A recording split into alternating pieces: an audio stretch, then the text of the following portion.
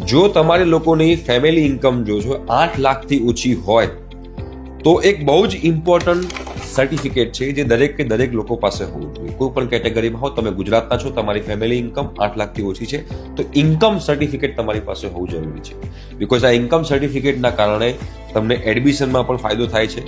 તમને એડમિશનમાં free seat લેવી હોય, સેલ્ફ ફાઇનાન્સ કોલેજમાં પણ ફ્રી સીટ લેવી હોય તો એનો બેનિફિટ થાય છે. એઝ વેલ એઝ સ્કોલરશિપ કોઈ લેવી હોય તો સ્કોલરશિપની અંદર પણ જે રિક્વાયર્ડ ડોક્યુમેન્ટ્સ હોય એની અંદર આ ઇન્કમ સર્ટિફિકેટ એ લોકો માંગતા હોય છે.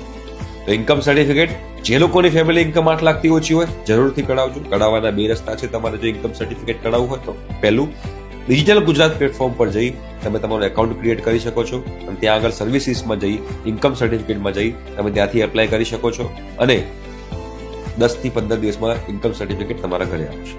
જો તમને ઓનલાઈન ન ફાવતું હોય તો તમે લોકો મામલતદાર ઓફિસમાં જઈ શકો છો. ત્યાં આગળ જઈ તમે લોકો તમારું ઇન્કમ સર્ટિફિકેટ છે એ કઢાઈ શકો છો. આ ઇન્કમ સર્ટિફિકેટની વેલિડિટી 3 વર્ષની હોય છે, પણ આ સર્ટિફિકેટ તમને ઘણી બધી જગ્યાએ કામ આવતું હોય છે. તમે ગુજરાતના છો તો ઇન્કમ સર્ટિફિકેટ ગુજરાતીમાં રાખજો તો વધારે બેનિફિટ થશે. ઠીક છે? Thank you.